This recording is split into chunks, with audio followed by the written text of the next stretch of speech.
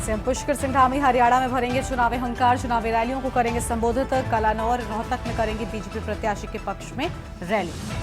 उत्तराखंड में भगवान शिव की आपत्तिजनक तस्वीर सोशल मीडिया पर वायरल। भड़के हिंदू संगठन, हिंदुवादियों ने सड़क पर किया विरोध प्रदर्शन।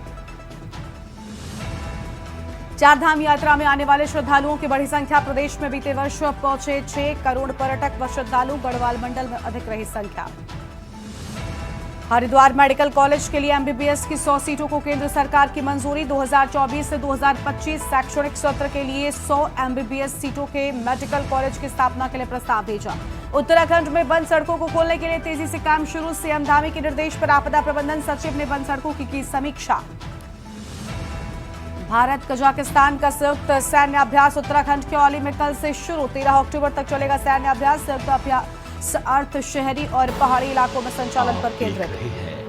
के न्यूज़, खबरों का सारथी।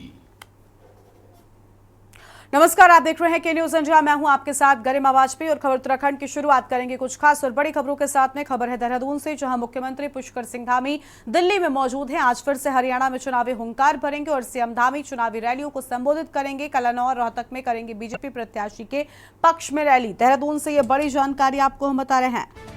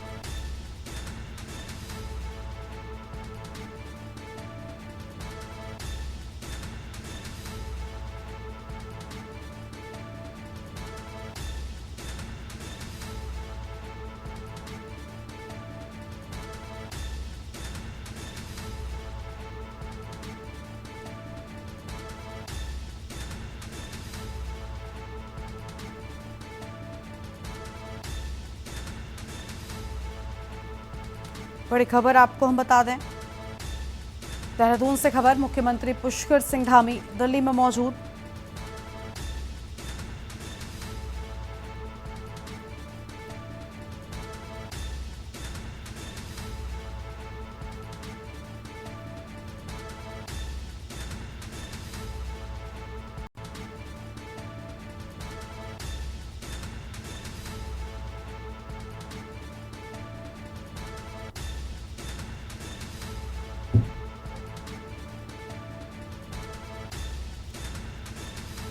तो यह अहम खबर आपको हम बता रहे हैं। सीएम पुष्कर सिंह धामी चुनावी रैलियों को संबोधित करेंगे। अहम जानकारी आपको हम बता रहे हैं।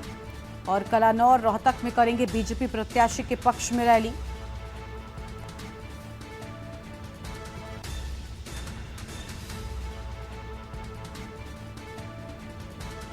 आज फिर हरियाणा में भरेंगे चुनावी हुंकार।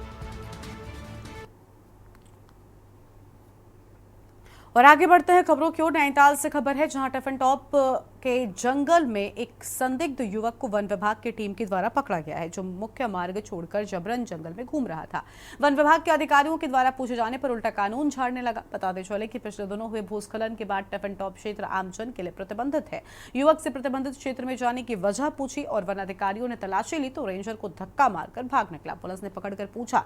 इसने खुद को नितिन सैनी बताया है, जो फरीदाबाद का रहने वाला है। फिलहाल अब वन विभाग ने इस व्यक्ति का 10,000 का चालान काटा और इलाके की छानबीन होगी कि कहीं ये यहाँ कुछ जुर्म करने तो नहीं आया था।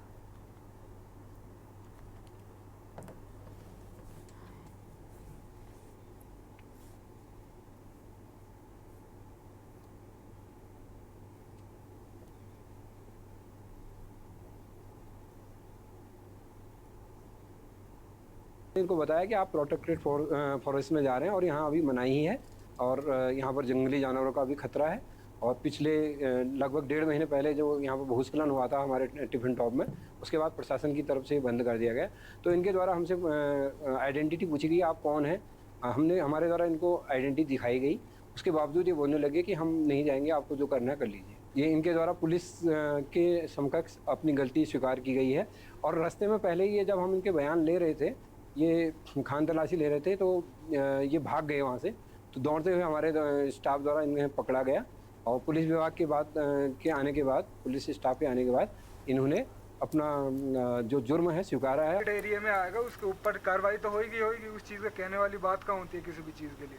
कोई आ रहा है हर चीज़ के जहाँ बंद है वो बंद है, तो जानकारी देना फर्ज बनता है हर एक का, तो उसमें क्या गलत हो रहा है बताइए। लेकिन वन विभाग वाले कह रहे हैं कि हमने जानकारी दी है सारी। हाँ तो जानकारी पहुँचाई गई है उस चीज़ की, क्या है क्या दिक्कत हुई है उस चीज़ की, तो वही है जो हुई है भागेदानी हुई है वो लगी है हर चीज़ के लिए। वरन कौन से जाना है जहाँ जानकारी देनी होती है, अगर कोई जहाँ पर किसी की पेट्रोलिंग है, कोई आ रहा है, कोई भी नागरिक आ रहा है, कुछ आ रहा है, उसकी अपनी जानकारी पहुंचानी है कि हाँ यहाँ आगे रास्ता बंद है, तो वहाँ से वापस जाइए। उस चीज़ की जानकारी देनी है, उस चीज़ की क्या जबरन वाली बात कहाँ से हुई है।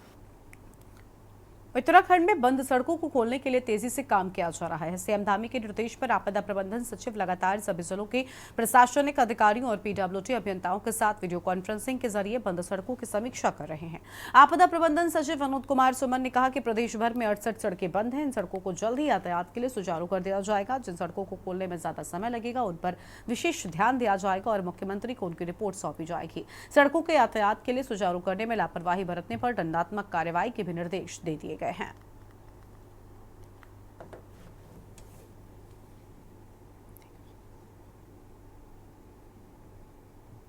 आज की तिथि में लगभग 68 सड़कें बंद हैं पूरे राज्य में, जिसमें से 24 सड़कें पीडब्ल्यूडी की हैं, 43 पीएमजीएसवाई की हैं और एक राज्य मार्ग है। 68 सड़कें बंद हैं, जिसको खोलने के लिए कार्रवाई लगातार जनपदों से की जा रही है। काफ़ी हद तक सड़कों को पहले खोला गया था, संख्या काफ़ी कम हो गई थी, लेकिन बीच में 3 दिन की बरसात में फिर सड़कें बहुत सारी बंद हुई। 70 से अधिक सड़कें बंद हुई हैं, जिससे संख्या बढ़ी है। हम उम्मीद करते हैं कि बहुत जल्दी इन सड़कों को भी खोलने की कार्रवाई की जाएगी। चारधाम की स्थिति क्या है? चारधाम चल रहा है। वर्तमान में चारधाम यात्रा मार्ग पूरी तरह से खुला हुआ है।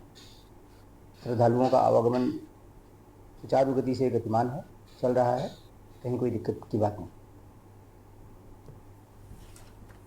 पुलिस मुख्यालय देहरादून में सेमिनार आयोजित किया गया। सेमिनार में डिजिटल युग में महिलाओं की सुरक्षा और साइबर क्राइम पर जागरूकता बढ़ाने पर चर्चा भी हुई है।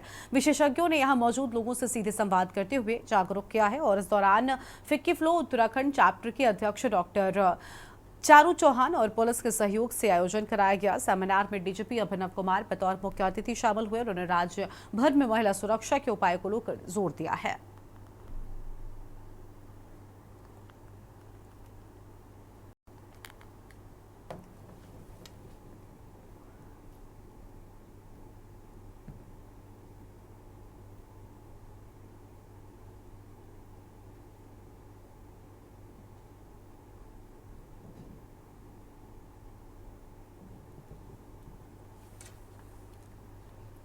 मंसूरी के पास ग्राम सभा तुनेटा में ततैया के कटने से पिता पुत्र की मौत हो गई, जिससे पूरे गांव में शोक की लहर बताई जाती है। बताया जा रहा है कि रविवार को 47 वर्षीय सुंदरलाल अपने 8 वर्षीय पुत्र के साथ गाय चराने जंगल गए थे। अचानक जंगल में ततैया का छत्ता फट गया और उसमें से सैकड़ों की तादाद में ततैया ने अभिषेक पर हमला कर दिया, जिसको बचाने के लिए अभिषेक के पिता सुंदरलाल ने अभिषेक को ढक लिया, जिससे ततैया ने उनको अपना शिकार बना लिया और जिससे पिता पुत्र बुरी तरह से घायल हो गए हैं। सूचना पर ग्रामीणों के द्वारा पिता पुत्र को उप जिला चिकित्सालय मसूरी लाया गया, जहां डॉक्टर द्वारा दोनों का उपचार किया गया। दोनों को अस्पताल में भर्ती कराने के लिए कहा गया, लेकिन उनके परिजन दोनों को घर ले गए, जिसके बाद दोनों की मौत हो गई। पुलिस द्वारा शवों का पंचनामा कर पोस्टमार्टम के लिए भेज दिया गया है।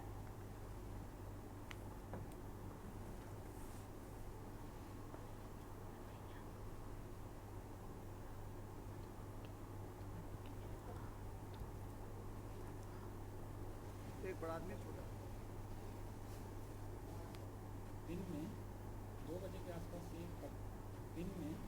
दो बजे के आसपास से एक 47 ईयर मेल यहाँ हमारे पास आया था, जो कि बी वाइट था।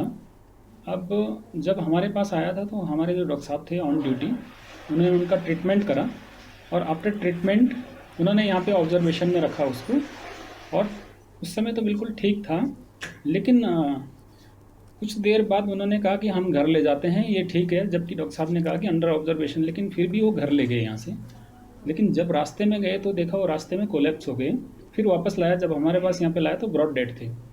और उससे पहले उसी का एक बहुत छोटा बच्चा था 8 साल का, वो 10 बजे के आसपास हॉस्पिटल में आया था और हॉस्पिटल में उसका ट्रीटमेंट हुआ था और अंडर ऑब्जर्वेशन था। लेकिन जब उसके फादर की डेथ हुई थी 2 बजे के आसपास, तो उस बच्चे को भी वो घर ले गए, जबकि हमारे पास वो अंडर ऑब्जर्वेशन था। उनको बताया भी कि उसको भर्ती रखो, लेकिन वो ले गए उसको। राष्ट्रीय दृष्टि दिव्यांगजन सशक्तिकरण संस्थान दिव्यांगजन सशक्तिकरण विभाग के द्वारा स्वच्छता ही सेवा कार्यक्रम का आयोजन किया गया। कार्यक्रम में बतौर मुख्य अतिथि राज्य मंत्री बीएल वर्मा ने शिरकत की है। केंद्रीय राज्य मंत्री का संस्थान के दृष्टिबाधित छात्र छात्राओं द्वारा तलक व माला पहनाकर स्वागत किया गया और हिरन केयर भवन में आयोजित कार्यक्रम में केंद्रीय राज्य मंत्री ने स्वच्छता ही सेवा के अंतर्गत पोस्टर प्रतियोगिता को पुरस्कार प्रदान किए हैं।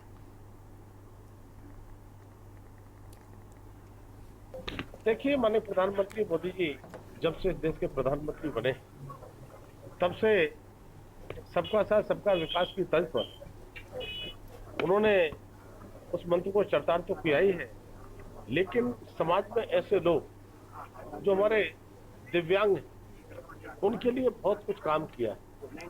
आज उनके जीवन को सरल और आसान बनाने के लिए जिस तरह से शिक्षा की आवश्यकता है तो शिक्षा के केंद्र, अगर चिकित्सा की आवश्यकता है तो चिकित्सा अच्छी कैसे मिले, और साथ ही साथ सहायक उपकरण एल्को के माध्यम से एडिप योजना के अंतर्गत खेल के क्षेत्र से लेकर सभी क्षेत्रों में दिव्यांगजन भाई बहनों को बहुत काम किया है। लेकिन आज जिस संस्थान में देवभूमि देहरादून में आया हूँ, वास्तव में मुझे स्वयं ही बहुत अच्छा लगा है।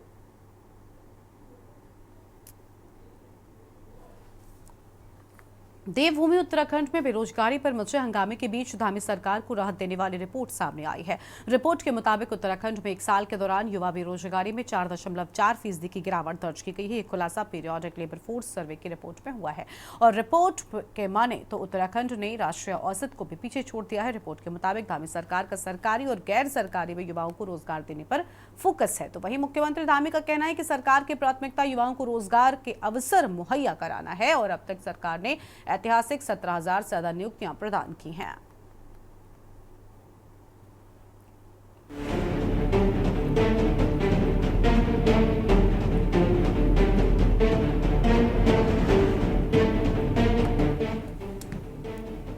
धामी सरकार के राज्य में उत्तराखंड में बेरोजगारी की दर में गिरावट आई है।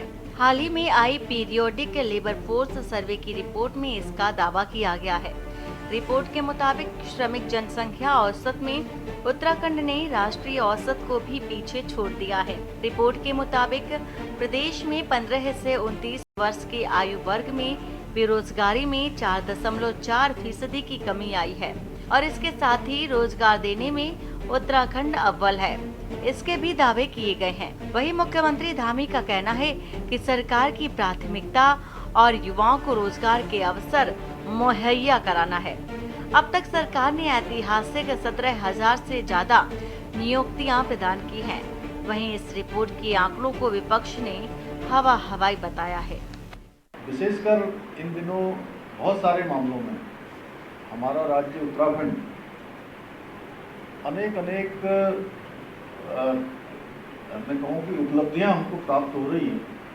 अभी कल ही जो बेरोजगारी दर हमारी घटी है, ऐसे कालखंड में जब सभी जगह थोड़ा एक चुनौती के रूप में लिया जा रहा है, ऐसे समय में 4.4 पॉइंट बेरोजगारी दर घटी है।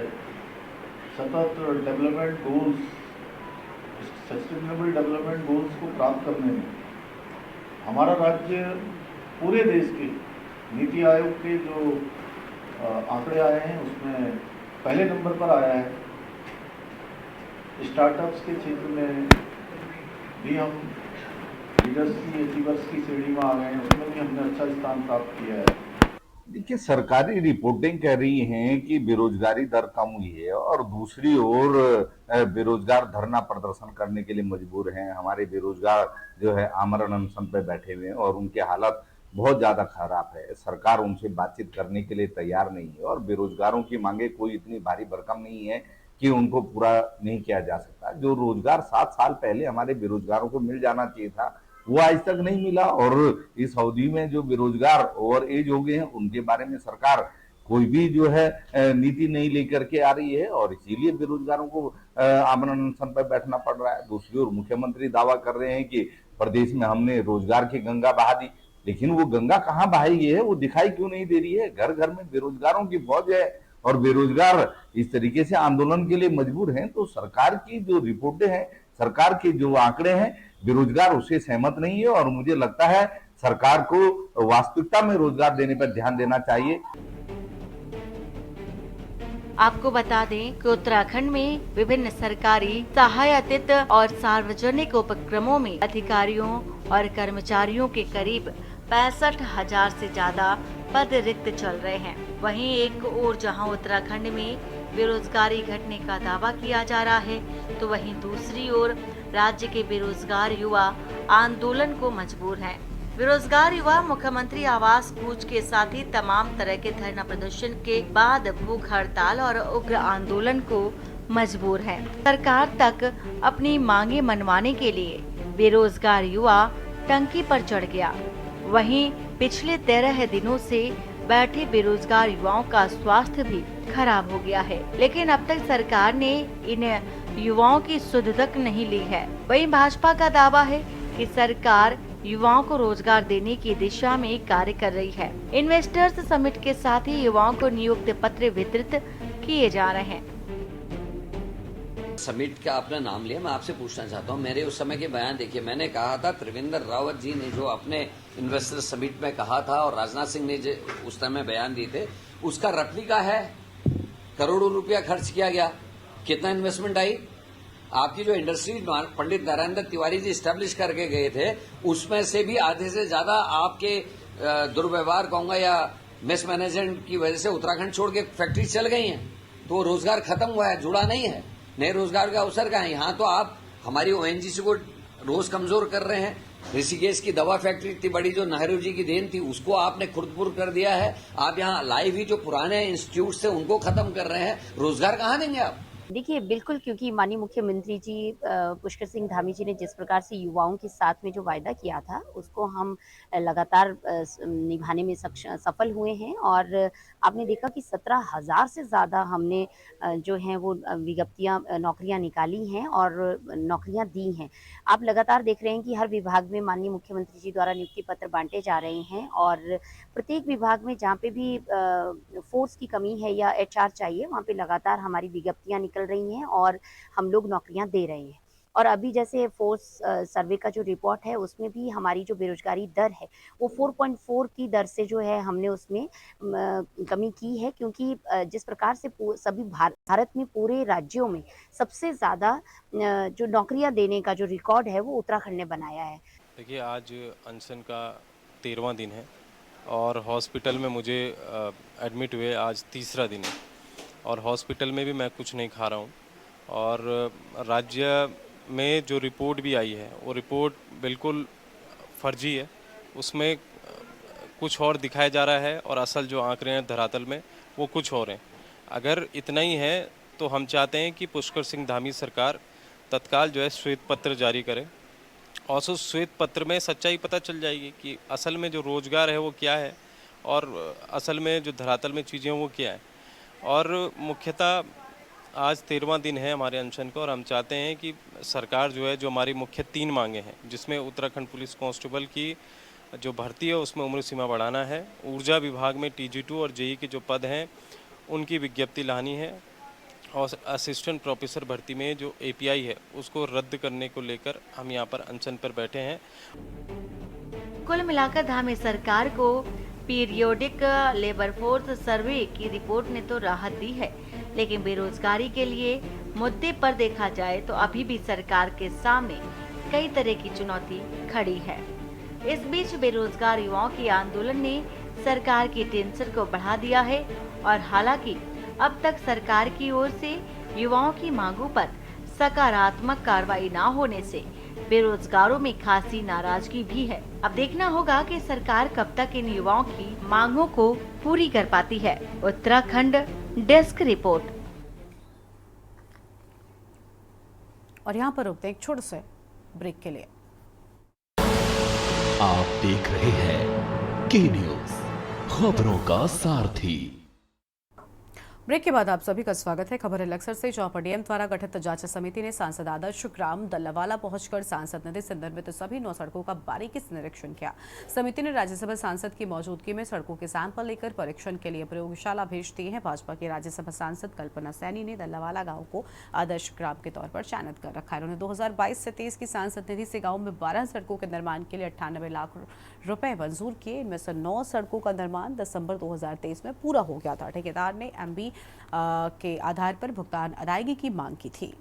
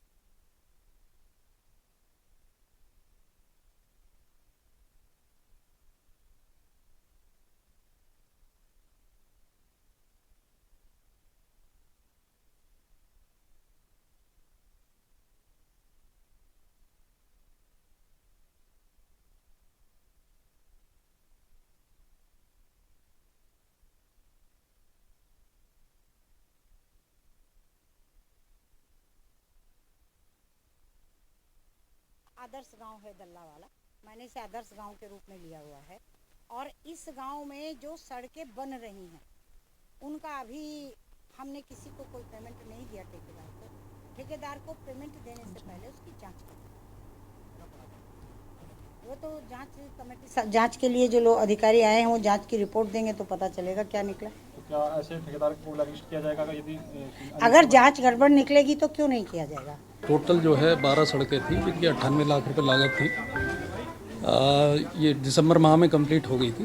कुछ क्वालिटी को लेकर के इशू यहाँ पे थे गांव वालों के, तो उसी की जांच के लिए जो है आज जिलाधिकारी महोदय की तरफ से एक समिति गठित की गई थी और कोर कटिंग करके उसके सैंपल लिए गए हैं। उसकी जांच के उपरांत जो भी रिजल्ट आएगा। सैंपल लिए हैं और क्या लग रहा है? एक रोड पे इन्होंने 2-2 सैंपल लिए हुए हैं जैसा मैम ने निर्देशित किया। लागत कितनी थी?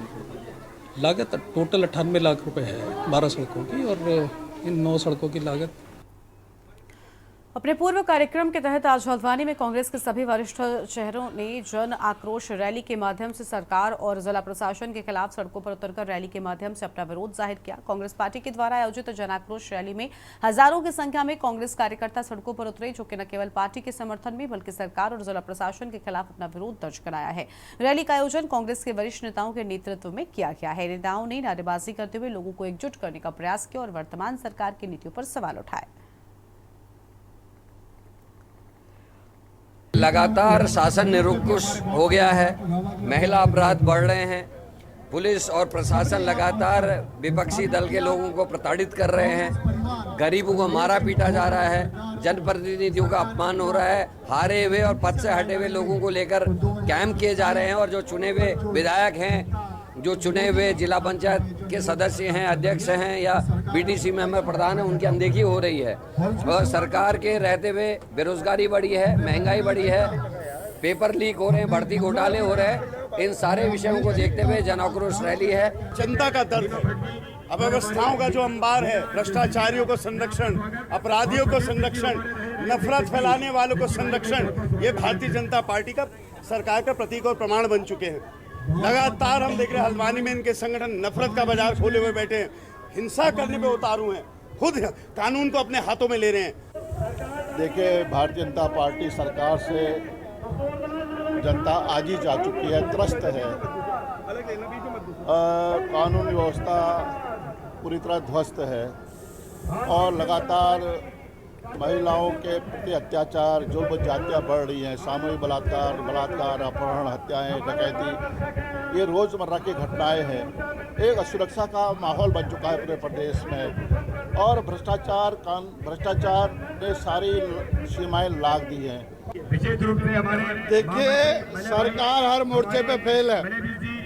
इस इलाके का सबसे बड़ा रोजगार देने वाली नाबका, कोसी, गोला जो करीब 70-80 हज़ार लोगों को रोजगार देती थी वो निजी हाथों में दे दिया गया है। जिन लोगों ने 2 करोड़ नए रोजगार हर साल देने की बात की थी उन्होंने 40 करोड़ बेरोजगार बना करके घर बिठा दिए हैं और अच्छे दिन लाने वालों ने हालात ये कर दिए, चूल्हे जलाने मुश्किल हो गए। और इस बुलेटिन में इतना ही। आप देखते रहिए के न्यूज़ इंडिया। नमस्कार। आप देख रहे हैं के न्यूज़, खबरों का सारथी।